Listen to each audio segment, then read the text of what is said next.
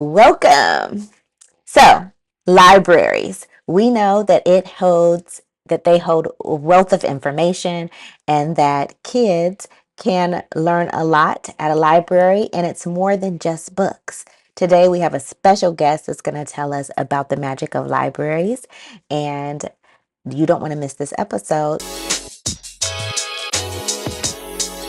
Hi, thank you so much for joining the Falling for Learning podcast. I am TD Blennaw. We have this podcast to help parents and caregivers with having the resources, strategies, and tools needed to make sure that their children are on track for learning and to stay on track for success.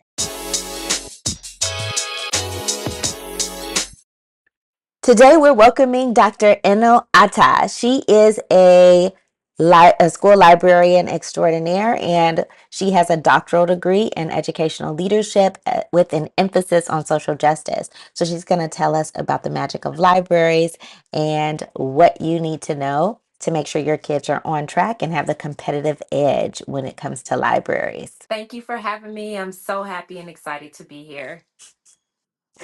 Wonderful. Okay, so just before we jump into like business, I believe you're on break right now. Are you enjoying your time? I am having an awesome, restful, relaxing time. I just came back from Arizona. Mm, Um, I did a little road trip to Arizona, and then I also visited Marietta Hot Springs. So that was an experience that was really nice, as well as, eating all types of food because I'm a foodie. So I love to yes. find foods and adventures. Wonderful. Okay. So one thing that you told me about is you have a doctoral degree in educational leadership, and to get, to be so accomplished and have accomplished so much in the educational and academia, you must love learning. So tell us what that journey was like for you as a child, learning to love, like what got you into learning to love. Learning, I'll get me my words together. What got you into loving to learn? There we go. Yes, you hit the nail on the head. I am passionate and committed to lifelong learning. I um, love learning new things, learning about people, learning about community, cultures, just anything and everything that there is to know. Because I know, like, for right now, in the entire universe, like, my knowledge is like a speck, so I know that there's always more that I can learn. But dating back to childhood, I can say, when I think back, I'll say my parents, um, PBS, Okay. um, my community, and then some of the educators that I have. So for me to delve, more deeply into that, my background, I'm Nigerian American, so both of my parents. Um, are or were Nigerian. My mom passed when I was in college. My dad is still Sorry. here. Yes, thank you. And, my dad was an engineer. Before he came to the United States, he studied in Nigeria, of course, and abroad in London. But then he came to the United States and had to deal with a wealth of injustices and Okay. had to start all over, And for him, it didn't stop him. He kept pursuing and kept pursuing his goals. And something that him and both my parents would always tell me is that, in life, um you can gain lots of material things, but what no one can ever take away from you is God or your knowledge. So to pursue that and pursue it passionately. And so from when I was a kid, I just always knew that if there was anything education wise, that my parents are going to support me. I might ask for a pair of new shoes, they may say no. I might ask for the latest, electronics that had come out. They would say no. But if I said I needed money for a field trip, or I needed, something to pursue my academic goals or passions, they were going to Mm-hmm. support it 1,000% and go above and beyond. So that was my initial love for education. And then when I say PBS, I was a latchkey kid, like a lot of the kids growing up in the 80s. Okay. And, even things that parents back then did, today parents would not be allowed to do. But I went to Yes. preschool and I felt like, oh, I had learned everything that I needed to know in preschool. And, my mom said, well, you need to go to school. I don't want to go to school. I know everything.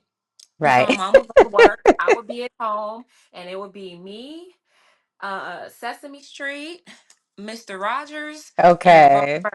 reading my I, remote. I I could relate, definitely. I So, definitely was one of the original PBS kids as well. I'm glad to meet another one.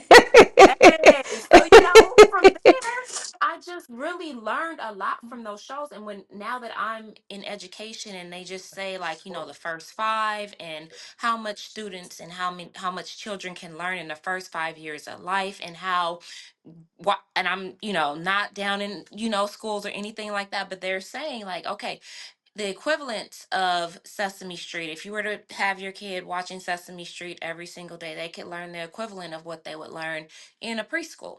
So for me, I was kind of like being self taught by PBS. And by the time I Absolutely. enrolled in kindergarten, I was a teacher's assistant in kindergarten. Okay. So I was helping my teacher grade papers in kindergarten for my Yes. PBS education, and I just really loved that my community, again, I was at a school in an I grew up in an inner city neighborhood, LAUSD public. I'm a proud product of LAUSD public schools, and I can attest Okay. to, yes, I can attest to the love that was poured, and the confidence that was poured into me and my peers growing up in the 80s, being taught by teachers that had come from our community, that had graduated, gone to college, and then returned to the community to teach kids who look just like them.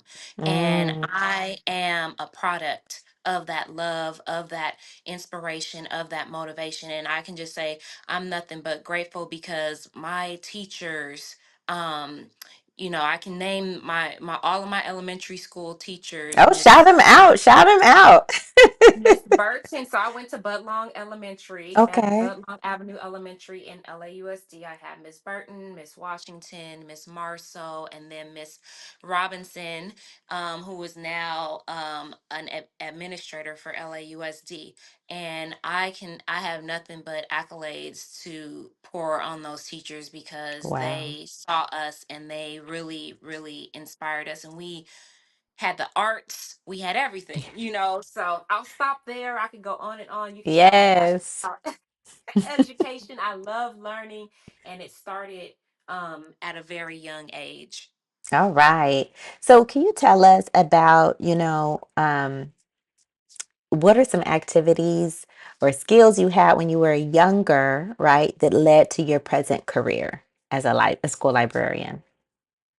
So yes, when I was younger, I actually was trained in ballet, tap, and jazz dance. Okay. Um, our school, and I that was outside of school, but in school we had a dance slash theater teacher from elementary school age, who um, was teaching us about Alvin Ailey, Debbie Allen. I learned the national black anthem in Okay. elementary school. I learned so many things that still resonate with me today. I learned about Langston Hughes. I learned about the Harlem Renaissance. I learned about, you know, so many things about culture and community. And again, there was not a deficit model or mindset. So I did that in elementary school. When I got older, and I moved from my elementary school to a different elementary school in fifth grade. So, Okay. that was kind of traumatizing, but Yes. I got, again, new teachers, new educators who believed in me and also inspired me. And when I was in fifth grade, there was a program that was just starting. That was a partnership between LAUSD and the University of Southern California, and it was called the USC Pre-College Enrichment Academy Neighborhood Academic Initiative. Mm. And the program, I don't know if you heard of that program or not. I am not sure, but I've heard Okay. of different USC programs. I don't know if it's the same USC program. So this program is called the McMurrow USC Pre-College Enrichment Initiative, now NAI program now, but it was just starting. When I was in the fifth grade, I think they had done the program for a year. There was a cohort right before us, but then we were the second cohort. And the program promised that if you were stayed in this program from middle school all the way until high school and you graduated within this program, you took your SAT and you were accepted to USC, that you would have a full ride scholarship to attend USC, because the crux of the program was that the students who came from the neighborhood should also be mirrored in the demographics of the people who were attending college in that neighborhood. So Love it. Yes. how can you have, right, a university right in the middle of the hood, but uh, the people who live in that neighborhood are seen or viewed as outsiders? So Yeah. we were included into USC, to where we were called scholars. We weren't called students, we were called scholars. We were on campus every single morning, and then we would bus into our home schools in the afternoons or after the morning. We would come to Saturday school at USC on Saturdays. We would attend Okay. summer school and intercession. Like, we breathe USC. So by the time we graduated from high school, it was like, the goal was like, you're going to USC, you have this scholarship, you belong here. Don't ever make anybody believe that you're an outsider or you don't belong. So that program really was instrumental in shaping who I was as a person, as a human being, as a learner, and it really shaped the teachers that I had in that program, and just their dedication and their devotion to us really, I think, impacted me to want to be an educator, because they were so passionate, and I know that I'm a passionate person. So before, I thought like, hey, I might want to go into child psychology. I want to work with youth. I want to support youth. But in the end, I was a part of the joint educational project. Well, let me back up. I was a tutor in my high school year. I think it was my senior year of high school. One of the NAI teachers had retired, and she had created her own business. And this bit it was kind of like a business nonprofit model, and her name was Miss Amos, and she would go into different inner city apartment complexes, apartment units, or Hmm. what people considered the projects. Right. And each of those units would have like a community room that she would get to use after school as a tutoring center for the kids who lived in that apartment complex. And Okay. she hired us, the NAI high school scholars, to come and be tutors, and we would tutor the elementary school kids who lived in those projects. The Rewrite Method and the Rewrite Method Workbook are your go-to resource for helping kids to learn to fall in love with writing. It has the tips, tools, resources, strategies, and skill building activities to help kids fall out of writing hate and into loving to write. Get your book set today.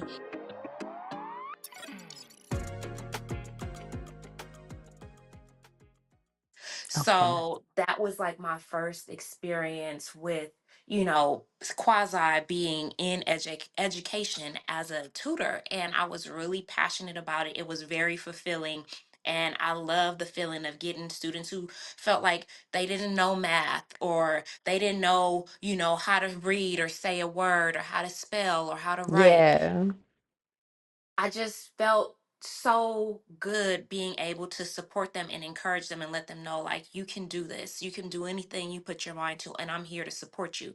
So that was kind of how the things that I was involved in prior to college that got me thinking, like, oh, maybe I could be into education. And when I got to USC, I was a part of the joint educational project, and then another one of my classes um, that I participated in sent us into the community um, to work with schools, creating lessons and teaching those lessons to students in our surrounding. It was called the Family of Five schools surrounding you. Nice.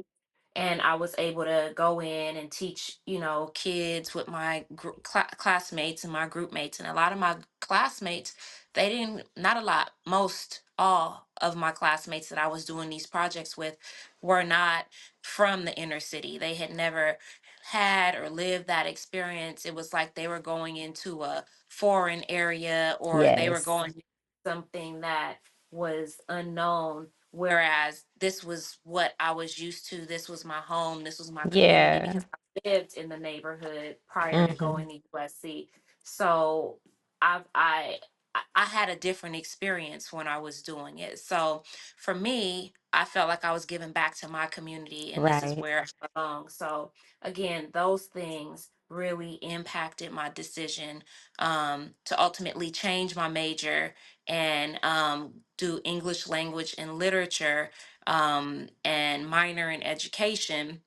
And then I ended up being able to drop my minor and go directly into teaching through my English language and literature major. Okay. All right. What a journey. And that is so Yeah. awesome that stuck with that program. Wonderful. USC alumni, University of Southern California. That's so awesome. And that program is still around. So if It anybody is surely is. watching and listening, like your kid can be in that program. There's different schools that offer that program, and it matriculates all the way into high school, right? And And they we have see, they go have ahead. just to They have just to added more schools, because they only had, over the years it's transitioned, Mm-hmm. and then they were only having Fauché as a feeder school, and then they were moving more Right. eastwards, Mm-hmm. towards LA. And in the past, I think year and a half, 2 years, they've now added um Audubon Middle Mm. School, so that they could attract more students from different demographics of Los Angeles County Yeah. or from Los Angeles area Yeah. that reflects our community. So that was something that they've done. And I think now, as like feeder schools, they're moving towards instead of just having Fauché, I think they're also moving towards Crenshaw and possibly Dorsey. So I don't want to misspeak, but you have the information pulled up, Yeah, and yeah, yeah. I'm still a part of working with the alumni association from time to time. Ooh, So wonderful. yes, thank you for Okay. sharing that. Yes. Well, thank you. So, let's talk about your current career, right? As a school librarian. What, can you tell us about libraries that can give, parents, kids, some insight? Like, what might they be missing? What's some underutilized parts of libraries?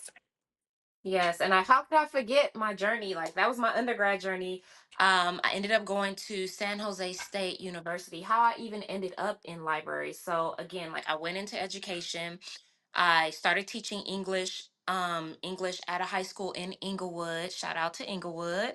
Um, and loved it. And I was there, for about 15 years. But Okay. um, I transitioned from the English classroom into the library accidentally. So I can't say, like, I knew I wanted to be an educator. I knew I wanted to teach. I Right. thought, but I didn't wake up saying, "Oh, you know what? I've always dreamed of being a librarian. If I said that, I'd be lying, right? But how I ended up being in the library was our librarian at the time was retiring.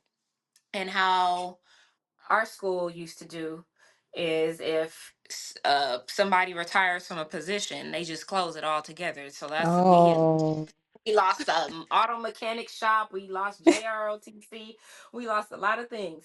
And so the librarian, she was on a mission. She said, "Look, okay. when I leave here, I do not want them to close this library or close this library position. I am recruiting.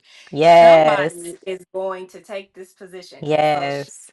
went out to all the English teachers and was trying to recruit, and everybody was looking at her, including me, like, this woman is tripping. You know what I'm saying? Why does she think I want to spend the rest of my life shelving books? Like, no, I'm in the classroom. I teach English. You know what I'm saying? Yes. And for whatever reason, one day, I don't know what happened, and I said, that library degree is looking kind of intriguing right now.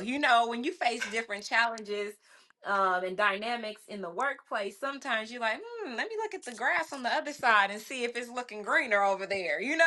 And so it came back to my mind.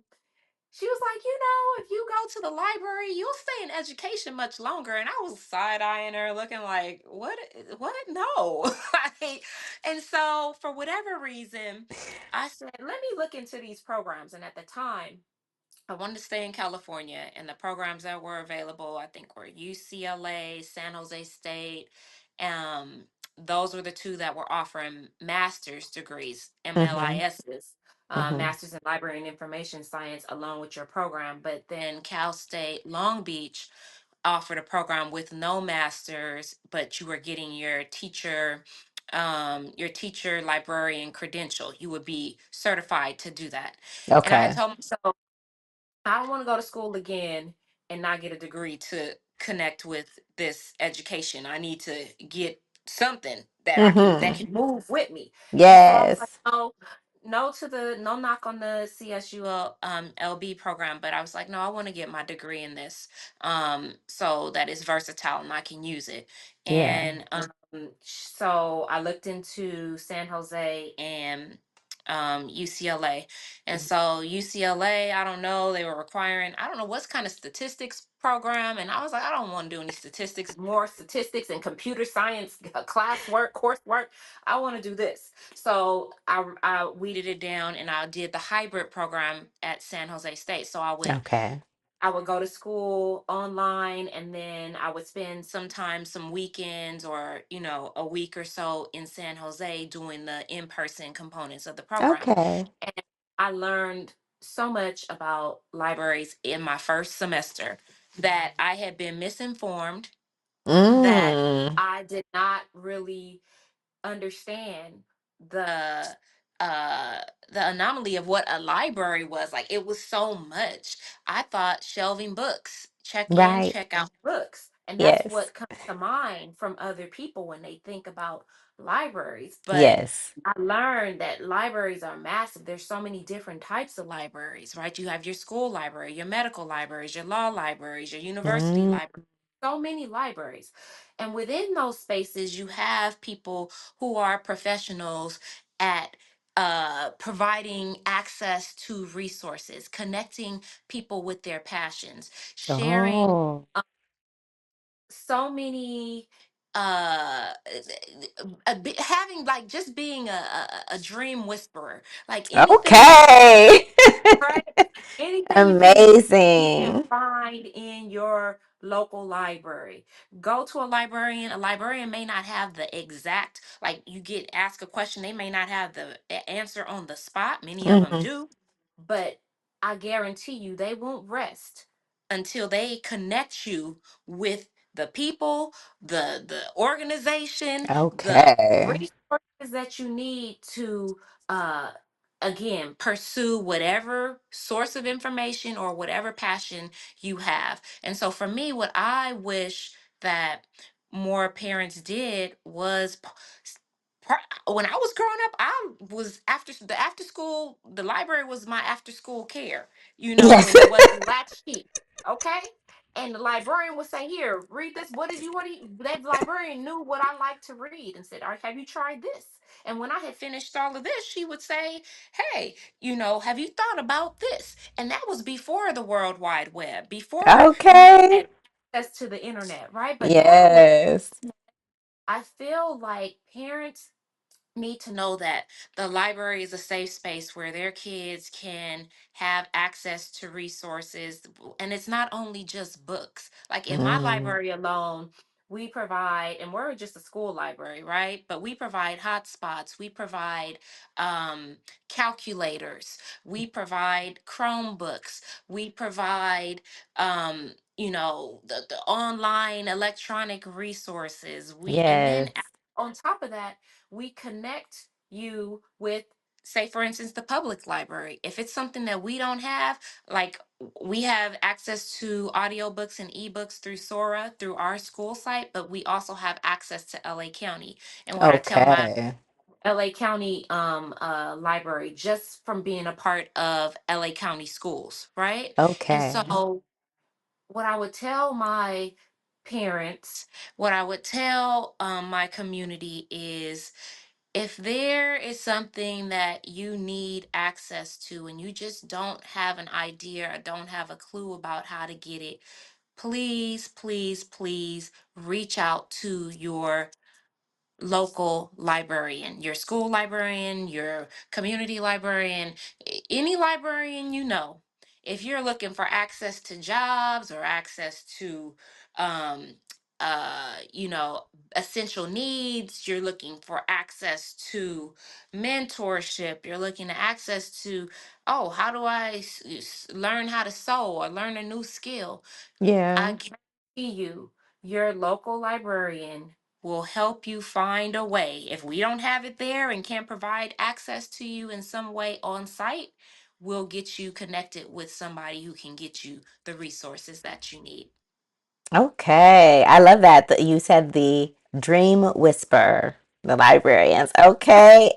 I love this. Yeah. So this is why we had you on. We want to hear that insight. We don't know, right? A lot of people don't know all the things that libraries can provide, what you can have access to, and how they can help connect you to resources. Amazing. So, what would you say to any parents out there who are really struggling to connect their child to something that they love to do? What could you offer them? Some advice or yeah. Yeah, I mean, I'm a parent too, so I get it. I know the struggle is real. I tell my kids I do this for a living. Like, I help connect people to resources, I help support people.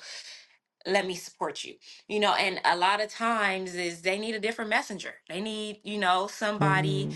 that is going to, I mean, I ditto say exactly what you just said verbatim, but hear it from a different source because it Yeah. sounds different to them. I don't understand, I don't know why, but what I would say is, allies, your librarian, it can be a very strong ally. They're teachers, right? And they're Yeah. educators, coaches, okay, are educators. But find someone, um a space, whether it's, via sports or via a passion, if they're drumming or if they're a musician, or Mm-hmm. connect first, understand what your kids are interested in, and support them. Find somebody that's a member of that team. And I'm always going to say, find a librarian. Don't don't sleep on the librarians. But it takes a village um Mm-hmm. to raise a child. And nowadays, when kids are so much into, like, they go inward because they have the Yeah. social media, they have, the electronics, and they don't necessarily feel like they can reach out. into the real world. You know what I'm saying? They're Mhm. Mhm. in a virtual world, yes, they can reach out and possibly thrive there. But when it comes to interacting in the real world and the real space, it's a struggle, you know. And, you know, I'm not a social scientist or a psychologist, but I am a lifelong educator who, again, I got my and it's not all about the degrees, because I can name off my degrees, my master's degrees in education and library and information science, and my doctorate degree that I got from Loyola Marymount University. But that's paper.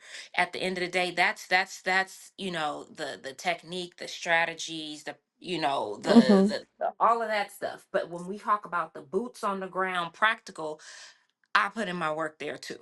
So I Mhm. absolutely understand you have to blend the two. You got to have the knowledge, you know, about how the child brain works, you know, the Mhm. adolescent brain works, how it's developing, you know, the Yeah. neuroscience, all of that type of stuff. You have to have all of your, you know, pedagogy and all of those things. But then in real life, you have to really understand you got to make a connection with the person who's in front of you, right? Yeah.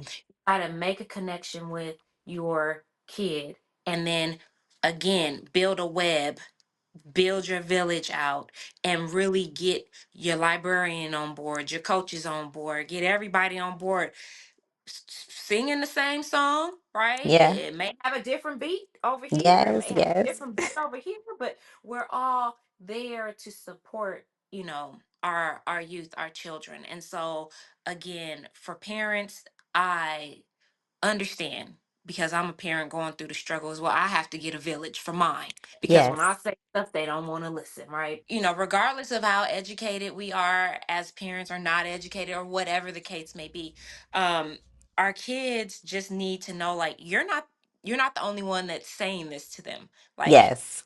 right? That everyone is in pursuit of their excellence, or in pursuit of their Yes. success, in pursuit of Mhm. their happiness, in pursuit of them achieving more than they could ever imagine they could achieve. And Yes. so when they know that there is a village, that, okay, man, the librarian at the school ain't playing about me, my Yes. mama ain't playing about me, my coach ain't playing about me, and everybody is communicating, like we're all, you know, singing Mhm. the same song, and we're all there knowing, like, okay, Bobby loves basketball, um Bobby loves music, Bobby loves to jokes. So Yeah. how can we as a unit, you know, support that? And everybody has a role to play. And I think that that's sometimes where we go astray. We don't understand. And it's not about parents saying, oh, here, take my kid, and not, you know, be involved. That's not what it is. It's like, okay, there's certain things that you're saying, hey, okay, I can handle this, I can handle this. But you know what? This professional is more equipped with some of the tools and the skill sets to support my kid better than I could. So it's not about ego, right? And Yeah. it's also Absolutely. not about negligence either, right? It's about knowing your capacity, knowing what your skill set is. And it's not saying that you can't improve and learn other skill sets as we go on, but it's okay to reach out for support Yeah. from a reading specialist, right? Yeah. From an interventionist, from a therapist, from a librarian, from a coach. But a lot of parents don't know that these resources are available, and that they have access to these resources, and Yeah. that our job as a school to provide access to these resources so that your child and your family and the community can thrive, right? And so that is my thing. Connect with the resources, connect with your library. Guarantee you, I guarantee you, you will never think that you have gone wrong or gone astray if you connect with your local librarian. I'm not trying to toot my horn as a librarian, but what I am saying is that librarians will go above and beyond to connect you with the people, the resources that you, your family, our communities need to be successful. Yes. Wonderful. Thank you so much for joining us today. We appreciate you. And to all of our listeners and viewers out there, please make sure you do something today to give your child the competitive advantage. Thanks Thank again you. for supporting the Falling for Learning podcast. New episodes go live every Saturday at 5 p.m. You can watch us on youtube.com at Falling for Learning or listen on all major podcast platforms such as Apple, Google, Audible, Spotify, and much more. For more resources, visit fallinginlovewithlearning.com. We really appreciate you. Have a wonderful week.